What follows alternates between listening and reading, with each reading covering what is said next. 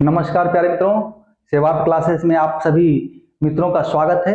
कैसे हैं आप सभी? चलिए हम लोग औसत में ही, एवरेज में ही आगे बढ़ते हैं। ठीक है, चलिए एक क्वेश्चन जो है और आपके साथ विषम संख्या से संबंधित डिस्कस करना चाहते हैं। देखिए, हम हर एक पहलू पर आपको ले जाना चाहते हैं ताकि कोई क्वेश्चन आपसे एग्जाम में छूट ना जाए। ठीक है, अगर आपके जहन में भी कोई सवाल हो कि आपको जानना है आसानी से कैसे उसको आप सॉल्व कर सकें, अच्छी तरह से कैसे समझ सकें, तो हमारे कमेंट बॉक्स में उस क्वेश्चन को स्क्रीनशॉट लगा के दीजिए। हम जो है उसका वीडियो बना के आपको सॉल्यूशन दे देंगे। ठीक है ना? चलिए सब्सक्राइब कर लें हमारे चैनल को।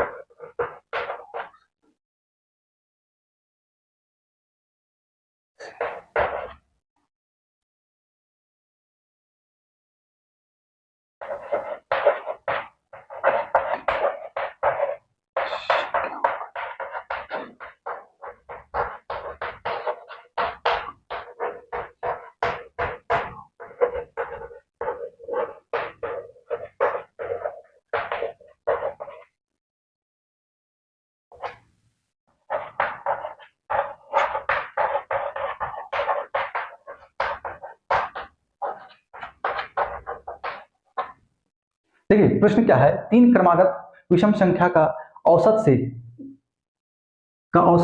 से इन तीनों संख्याओं का योग 42 अधिक है तो औसत ज्ञात करें। ठीक है, कहा जा रहा है तीन क्रमागत विषम संख्या का औसत से जो है इन तीनों जो संख्या है इनका जो है योग औसत से 42 अधिक है, तो हमें औसत ज्ञात करना है। तो औसत ज्ञात करने के लिए क्या करना होगा? देखिए, हम इसको आपको आसानी से भी कैसे हल कर सकें एग्जाम के पर्पज से, ये भी हल करके बताएंगे, और इसको प्रॉपर वे में कैसे बनाते हैं ये भी आपको समझाएंगे। ठीक है, तो चलिए सबसे पहले प्रॉपर वे में। तीन क्रमागत विषम संख्या है x, x+2, x+4। देखिए ये क्वेश्चन अगर यहाँ पर सम संख्या भी होता तो सेम पैटर्न रहता, अगर क्रमागत संख्याएं होते तो भी सेम पैटर्न होता, सिर्फ ये संख्याएं चेंज हो जाती। ठीक है, तो चलिए कंसेप्ट वही रहना है। अब क्या करा, तीनों का एवरेज क्या है? बीच वाला, तीन संख्या है, एवरेज हमारा बीच वाला ए बी हमारा x+2 हो गया। अब क्या कह रहा है, तीनों संख्याओं का योग से औसत जो है 42 कम है, या तो फिर ये कहिए कि औसत से जो है इन तीनों संख्याओं का योग जो है 42 अधिक है। चलिए x, x+2 प्लस x+4, ये तीनों संख्या होंगे 1 2 और ये तीसरा संख्या, माइनस क्या है? एवरेज। एवरेज हमारा क्या है? x+2 है एवरेज, तो x और -2। क्यों भाई? x+2 में है ना, दोनों प्लस में, तो माइनस हो गया तो दोनों जगह माइनस का निशान, बराबर 42। ठीक है, कहीं कोई कंफ्यूजन नहीं। देखिए हमारा एवरेज द्वितीय पद है, दूसरा पद है। ठीक है, ये दूसरा पद है, और यहाँ पर भी योग तीनों संख्याओं का योग कर रहा है जिसमें भी दूसरा पद है, तो ये दूसरा पद और दूसरा पद कैंसिल हो गया, तो यहाँ पर बच गया क्या? कुछ नहीं। ठीक है, अब माइनस में कुछ नहीं रहा, तो पहला पद प्लस चौथा पद बराबर 42 है, तो बराबर 1x और 1x 2x बराबर, ये चार को अगर हम बराबर को उधर ले जाते हैं तो माइनस हो जाएगा, तो 42 - 4 हो जाएगा 38, तो x बराबर क्या हो गया? 19। क्यों भाई?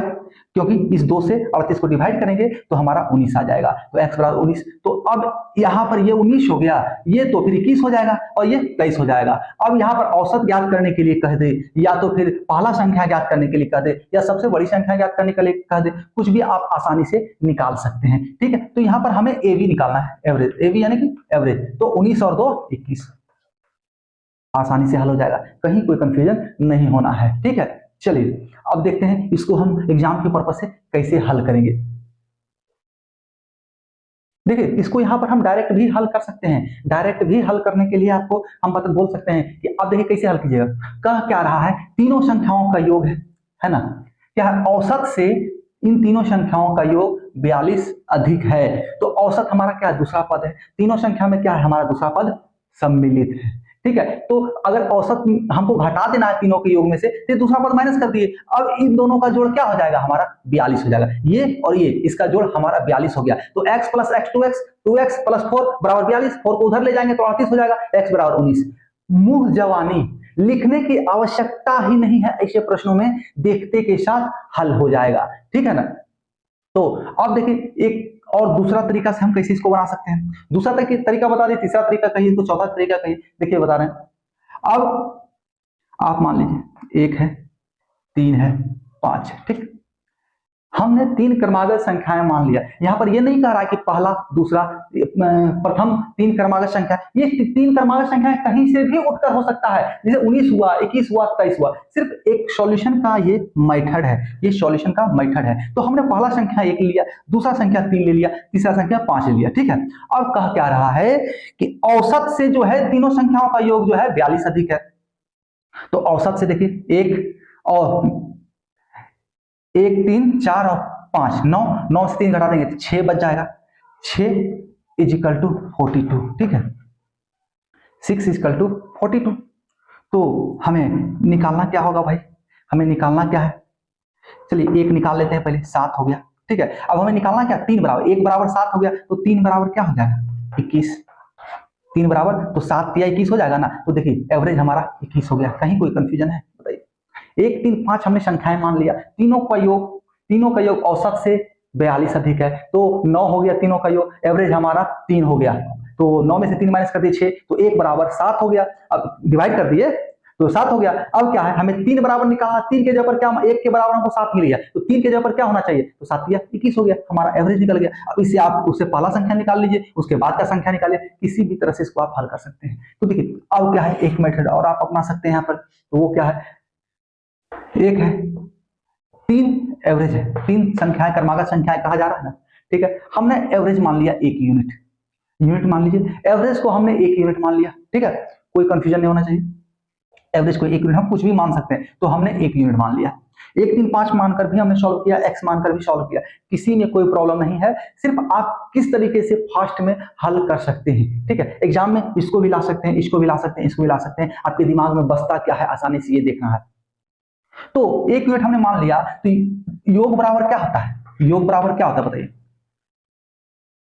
औसत गुना कुल संख्या, यानी कि average into n, a b into n, ठीक है। तो ए बी हमारा क्या है 1, और औसत एन क्या है, एन 3 संख्याएं, एन का वैल्यू यहाँ पर क्या है, ये एन तो 3 है ना, तो 3 हो गया बराबर 3, योग हमारा 3 हो गया। अब कह रहा है कि औसत से योग जो है, औसत से योग जो है 42 अधिक है, तो 3 और -1, योग माइनस औसत बराबर 42, तो 2 बराबर 42 हो गया, 3 - 1 2 बराबर 42, तो 1 के बराबर क्या हो जाएगा 21, 1 बराबर 21। तो हमें निकालना क्या है, 1 का मान तो बैठाना है, 1 का मान तो बैठाना है, 21 हो जाएगा। देखिए एकदम आसानी से हल होगा, 3 विधि 4 विधि, जैसे आपको समझ में आए एग्जाम में उसको पैटर्न को अपना लीजिए। ये भी एकदम बेस्ट तरीका है, ये भी एकदम बेस्ट तरीका है, आपको देखने के साथ ही हल हो जाएगा। संख्या कह रहा 3 क्रमागत संख्या है, हमने एवरेज 1 मान लिया, एवरेज 1 यूनिट मान लिया, ठीक है। अब औसत से जो है इन तीनों संख्याओं का एक योग जो है 42 अधिक है, तो योग क्या हो जाएगा तीनों संख्याओं का, 1 गुना कुल n, n का मान, तो n का मान 3 है, 1 गुना 3 3 हो गया। अब औसत क्या 1 यूनिट माने हैं, तो 3 में से 1 माइनस हो गया, 2 यूनिट बच गया, यहाँ पे 2 यूनिट बच गया। अब बराबर में क्या हो जाएगा 42 हो जाएगा। अब 1 यूनिट का मान 21 हो जाएगा, हमें तो 1 यूनिट का मान निकालना है ना, 21 एवरेज। अब सबसे बड़ी संख्या निकालना होगा, इसमें 2 बढ़ा देंगे, इससे पहले का निकालना होगा 2 घटा देंगे, ठीक है। ऐसे प्रश्नों में कुछ भी हो सकता है, कोई भी पैटर्न हो, आपका कंसेप्ट वही होना है, ठीक है। चलिए आगे देखते हैं अगला क्वेश्चन। चलिए अब क्रमागत में देखिए क्या है कि अभाज्य संख्याएं भी आते हैं, वो भी क्रमागत अभाज्य संख्याएं हो, तो क्या उनका कोई ट्रिक है, आप हमसे ऐसा सवाल कर सकते हैं, लेकिन नहीं, उसमें ट्रिक का खोजने का कोशिश करना ही नहीं है, नहीं तो आप खुद ब खुद बच जाइएगा, क्योंकि उसमें कोई दायरा फिक्स नहीं होता है, ठीक है, उसमें कोई दायरा नहीं है अभाज्य संख्याओं का। सबसे पहला अभाज्य संख्या 2 हो जाता है, दूसरा अभाज्य संख्या 3 हो जाता है, और तीसरा अभाज्य संख्या जो है 5 हो जाता है। बताइए 2 3 उसके बाद 5, उसके बाद 7, उसके बाद जाके 11 हो जाएगा, उसके 13 होगा, उसके 14 नहीं, 15 नहीं, 16 नहीं, जाके 17 हो जाएगा। तो कोई फिक्स अंतराल पर तो होता नहीं है, तो फिक्स अंतराल पर जब होता नहीं है तो उसको आप किसी फॉर्मूला या ट्रिक के द्वारा हल नहीं कर सकते हैं, उसमें कॉमन सेंस आप लगा सकते हैं। तो चलिए देखते हैं। प्रथम 5 अभाज्य संख्याओं का औसत ज्ञात करें।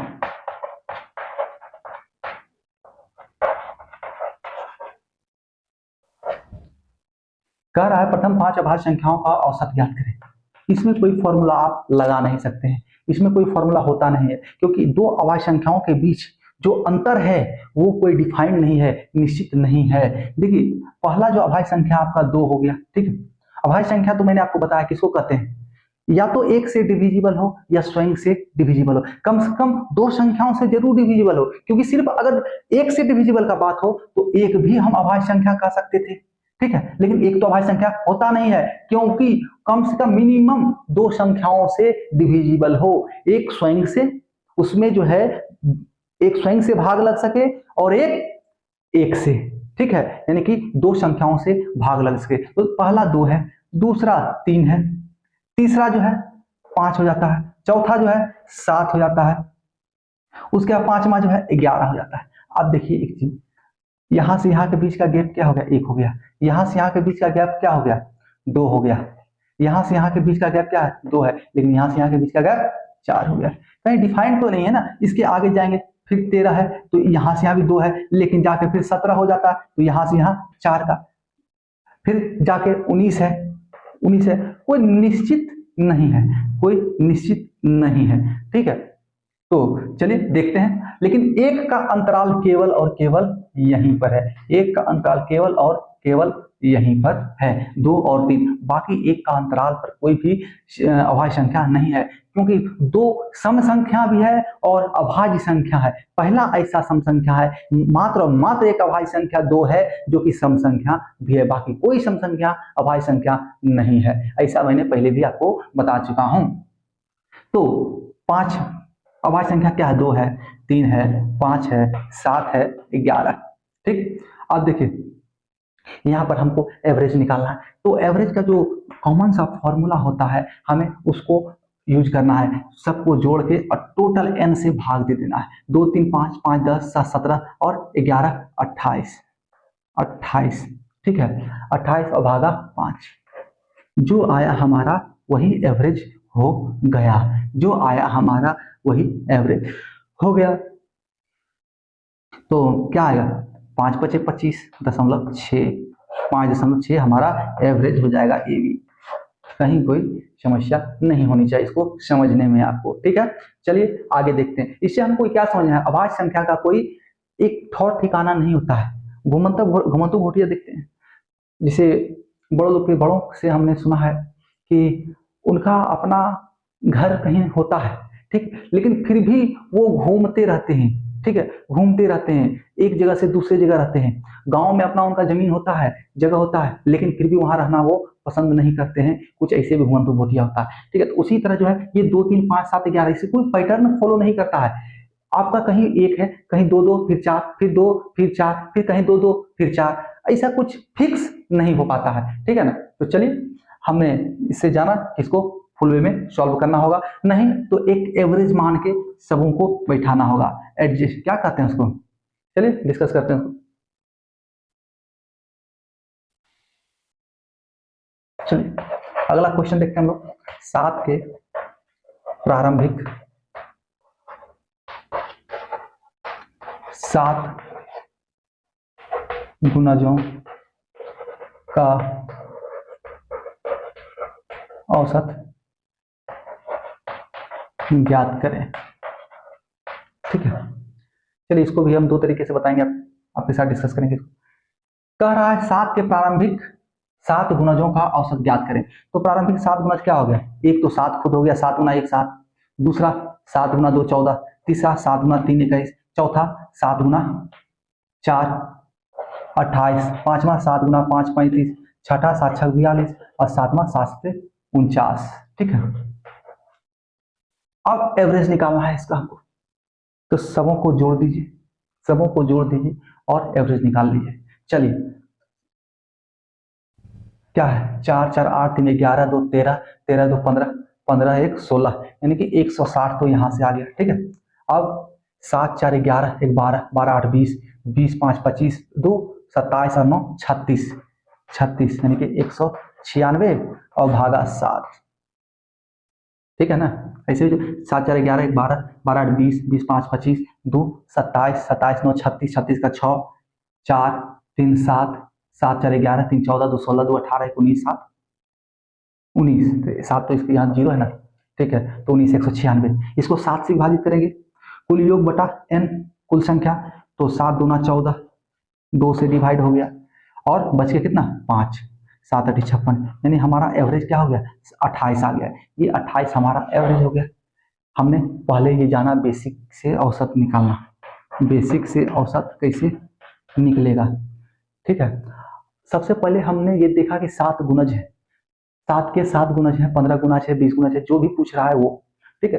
पहले हमने क्रमागत नहीं देखा, पहले देखा कि ये एक संख्या है 7 का गुणज है, उस अनुसार हमने इसको हल कर लिया। दूसरा हम कैसे हल कर सकते हैं, ये देखिए एक परमानेंट पैटर्न को फॉलो कर रहा है, एक परमानेंट पैटर्न को फॉलो कर रहा है। क्या फॉलो कर रहा है, तो सब में बराबर अंतराल है, समान अंतर है, यानी क्रम में है। क्या है, एक क्रम में है, ये क्रमागत है, ठीक है। तो क्रमागत 7 संख्याएं हैं, तो जो एग्जैक्ट मिडल में हो, जो एग्जैक्ट मध्य में हो, वही हमारा औसत होगा। तो 7 का मध्य क्या हो गया चौथा, कि 7 1 8 भागा 2 4, ये चौथा हमारा एग्जैक्ट मिडल हो गया, यानी ये ही हमारा ए बी हो जाएगा। इस अनुसार भी हमारा ए बी हो गया ये, ठीक है।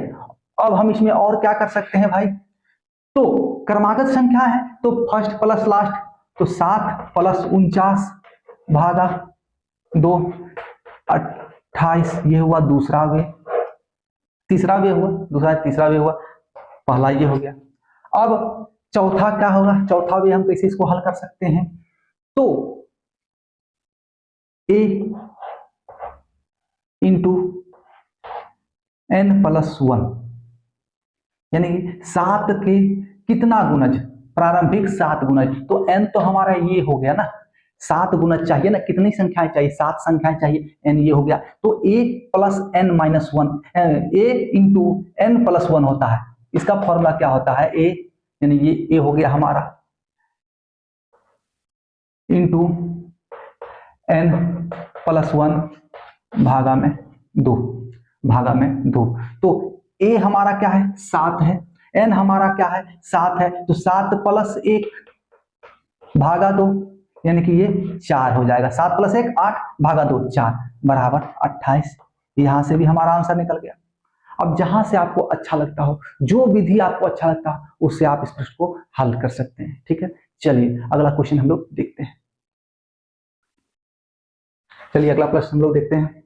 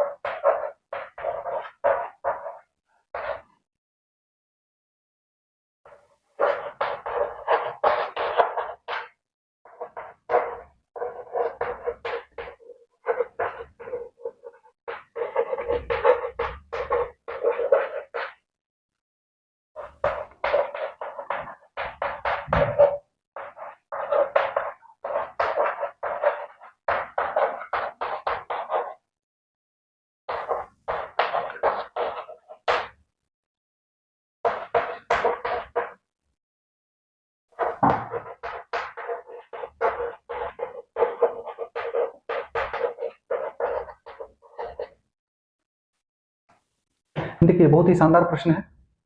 किसी भी 1991 वास्तविक संख्याओं का औसत शून्य है, अधिक से अधिक कितनी संख्याएं ऋणात्मक वास्तविक संख्याएं हो सकता है, ठीक है। बहुत ही शानदार प्रश्न। 1991 वास्तविक संख्या है, औसत शून्य, तो स्वाभाविक है कि इसमें कुछ ना कुछ तो माइनस में भी संख्याएं होगा, तो अधिक से अधिक कितनी संख्याएं ऋणात्मक वास्तविक संख्याएं हो सकता है, ये पूछा जा रहा है। तो मान लीजिए सबसे पहला 2 प्लस 1995 हो सकता है, ठीक है, माइनस ये 2 संख्या तो हो गया ना, 1 1 2, बच गया हमारे पास कितना 1989 संख्या बच गया हमारे पास, 1989 संख्या, ठीक है। तो जब उन्हें दो संख्या हमने यूटिलाइज कर लिया, 1989 संख्या बच गया, तो उस 1989 को इसे बैठाएंगे कि 1997 हमारे पास पुर जाए, 1997 हमारे पास पुर जाए। तो देखिए क्या करेंगे, 1901 जो है, एक को जो है 1988 टाइम्स लिखेंगे, एक को 1988 टाइम्स लिखेंगे, ठीक है। हमें लाना कितना है, 1997, 1997, तो 1988 आ गया। अब 97 में कितना जोड़ना पड़ेगा, 9 8 17 और 9, एक संख्या जो है 9 होगा, एक संख्या 9 होगा। तो देखिए ये दो संख्याएं 1988 संख्या यहाँ पर, तो 1990 और एक संख्या यहाँ पर, तो 1991 संख्या। ये इतना भी हो सकता है, ऐसे भी हम लिख सकते हैं। लेकिन हमसे पूछा क्या जा रहा है, अधिकतम यानी अधिक से अधिक कितनी संख्याएं ऋणात्मक संख्याएं हो सकती हैं, अधिक से अधिक। तो अधिक से अधिक जब हमें निकालना है होगा, जब ऐसे प्रश्न हो, तो इससे जस्ट जो प्रश्न में हो ना, उससे जस्ट एक कम, उससे जस्ट एक कम, क्योंकि एक बार इसको हम यूटिलाइज करने जा रहे हैं। तो सॉल्यूशन में क्या करेंगे हम, इससे जस्ट एक कम 1991 से जस्ट एक कम 1990 माइनस 1 को जो है 1990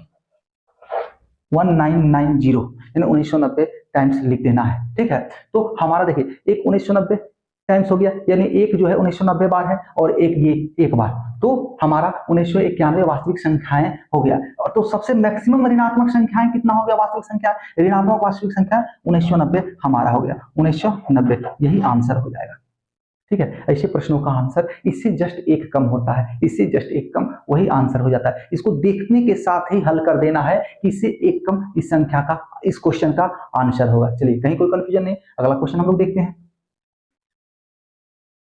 देखिए अगला प्रश्न, 8 के लगातार 12 गुणजों का औसत। देखिए सम विषम कंटिन्यूअस नंबर यानी 1 2 3 4 इन सबों को छोड़कर भी लगातार संख्याएं होते हैं, जैसे किसी संख्या के गुणज, ठीक है, तो वो भी लगातार के श्रेणी में आते हैं। तो चलिए इसे भी हम लोग डिस्कस कर रहे हैं आज के क्लास में। हम लोग औसत 49 है, तो सबसे बड़ी संख्या एवं सबसे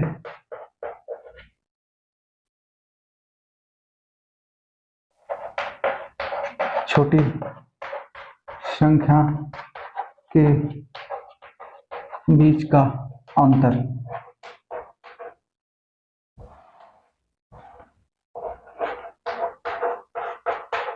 ज्ञात करें, ठीक है। 8 के लगातार 12 गुणजों का औसत 49 है, तो सबसे बड़ी संख्या एवं सबसे छोटी संख्या के बीच का अंतर ज्ञात करें। चूंकि हम किसी भी संख्या का गुणज निकाल रहे हैं, तो पहला संख्या भी हमें पता होगा, अंतिम संख्या भी पता होगा, तो इस औसत से हमें कोई मतलब ही नहीं है। यहां से यहां देखिए ये बेकार का लिखा हुआ है, ये बेकार का लिखा हुआ है, ठीक है। औसत से हमें कोई मतलब नहीं है, सिर्फ हमें 8 के 12 गुणज से मतलब है इस प्रश्न में, क्योंकि हमें सबसे छोटी संख्या और बड़ी संख्या के बीच का डिफरेंस निकालना है, ठीक है। तो सबसे पहले विद्यार्थी इसमें क्या करेंगे बच्चे, यहीं पर गड़बड़ी कर देते हैं। 8 पहला संख्या निकालते हैं, दूसरा संख्या, तीसरा संख्या, चौथा संख्या लिखेंगे, या कुछ उसमें से ज्यादा तेज विद्यार्थी होंगे तो 8 और गुना 8 और माइनस पहला संख्या 8 हो गया, और अंतिम संख्या क्या निकालेंगे, 8 गुना 12 96, और इन दोनों को आपस में गुना करेगा, 96 होगा ना, 12 96 पहला संख्या और अंतिम संख्या, तो इन दोनों को आपस में माइनस कर देगा, तो हमारा 88 आंसर आ जाएगा। ये भी ठीक है, ये भी ठीक है, लेकिन हम देखते के साथ आंसर को कर सकते हैं। ऐसे प्रश्नों के आंसर को हम देखते के साथ ही कर सकते हैं, तो कैसे करेंगे, देखिए ये लगातार का फॉर्मेट है ना, प्रत्येक संख्याओं के बीच सम संख्या विषम संख्या या कहीं से भी लगातार संख्याओं, फॉर्मेट में क्या है, अंतराल जो है समान होता है, हर एक संख्या के बीच का अंतराल समान होता है जब, तो हमें 12 गुणज n का वैल्यू हमारे पास क्या है, 12 है, तो पहला और अंतिम के बीच का अंतर देखना है, सबसे छोटी संख्या और सबसे बड़ी संख्या के बीच का अंतर, सबसे बड़ी संख्या हो गया अंतिम संख्या, सबसे छोटी संख्या हो गया पहला संख्या, तो इसके बीच का अंतर देखना है, तो जितना n का वैल्यू है ना उससे एक कम कर दिया जाए, क्योंकि आगे और पीछे कोई एक संख्या छोड़ दो, एक पद छोड़ दो तो जितना पद बच गया, तो 12 पद है टोटल, 12 संख्या है, n का वैल्यू, उसमें एक माइनस कर दो तो वो 11 बच जाता है।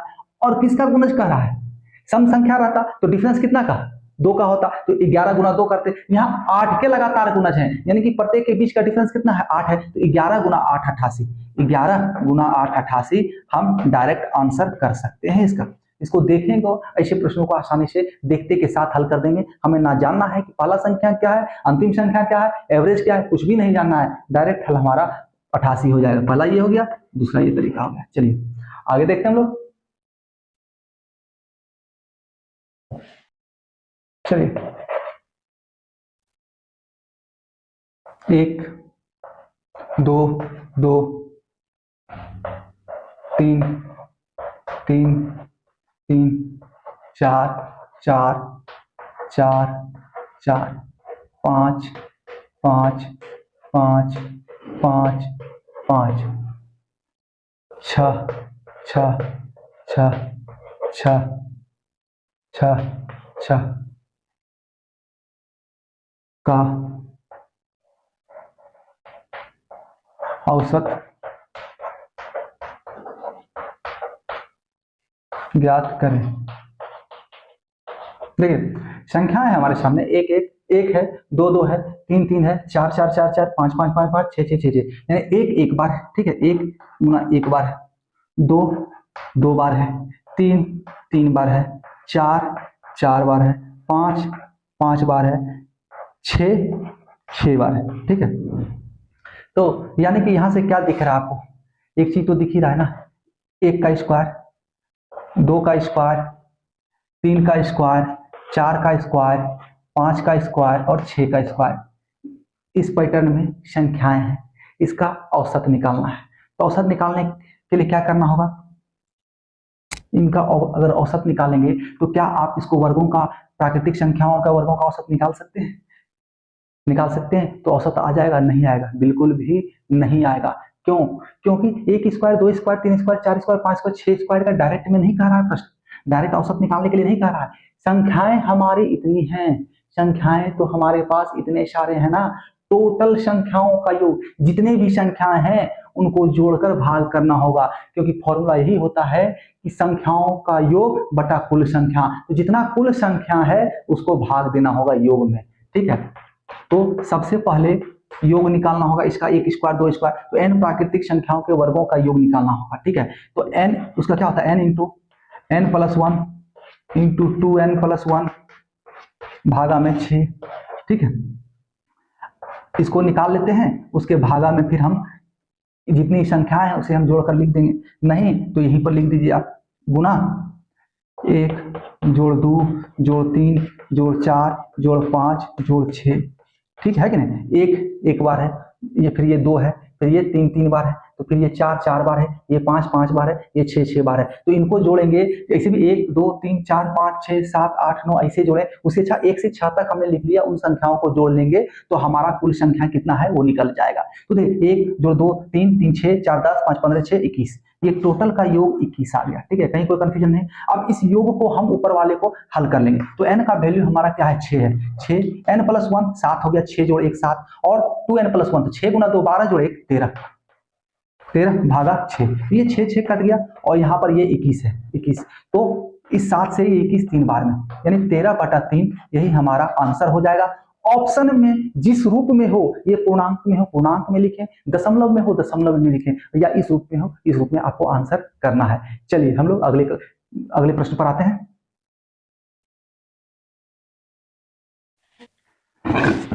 अगला प्रश्न है,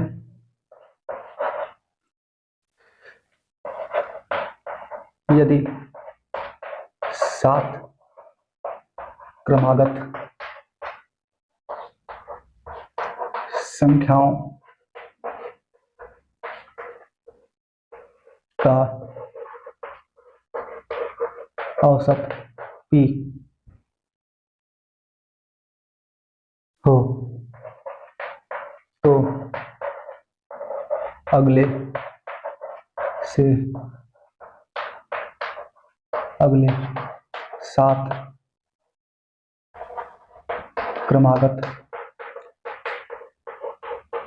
संख्या का औसत क्या होगा। देखिए प्रश्न क्या है, यदि 7 क्रमागत संख्याओं का औसत p हो, औसत क्या है p, तो अगले से अगले 7 क्रमागत संख्या का औसत क्या होगा।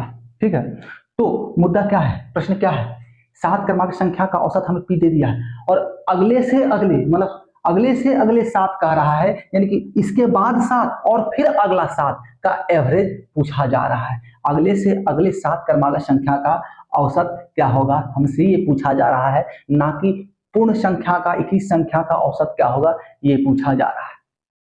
ठीक है, तो ऐसे प्रश्न क्या देखिए, यहां से यहां 7 क्रमागत संख्याएं हैं, फिर यहां से यहां 7 क्रमागत संख्याएं हैं, फिर यहां से यहां 7 क्रमागत संख्याएं। ठीक है, तो यहां से यहां का एवरेज तो ए बी जो है हमारा पी दिया हुआ है, कुछ भी हो सकता है, एवरेज जो है कुछ भी हो सकता है, 20 25 26 27 50 51 कुछ भी हो सकता है, इसलिए पी हमने रख दिया।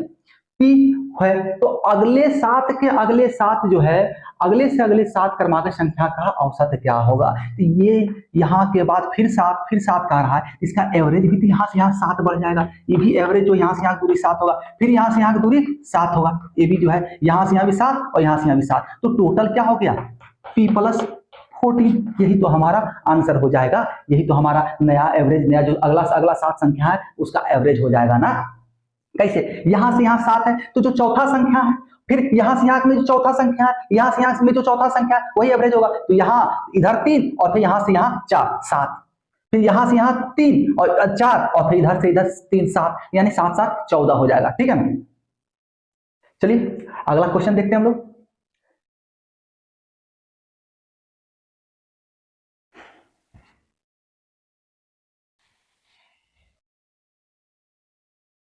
अगले क्लास में हम लोग जो इसका मेन एसेट है ना, एसेट जो मूलभूत प्रश्न एवरेज के होते हैं उससे संबंधित प्रश्नों को हम जानेंगे। अभी तो कंसेक्यूटिव नंबर्स से संबंधित प्रश्नों को जाना था, अब हम लोग जो मूलभूत है, कुछ भी हो सकता है संख्या, कोई जरूरी नहीं है कंसेक्यूटिव नंबर हो, कुछ भी संख्या हो सकता है, उसका एवरेज निकालना है, तो वैसे प्रश्नों को हम लोग अगले क्लास से जानेंगे। ठीक है, चलिए आप सबों का हमारे साथ बने रहने के लिए बहुत बहुत धन्यवाद।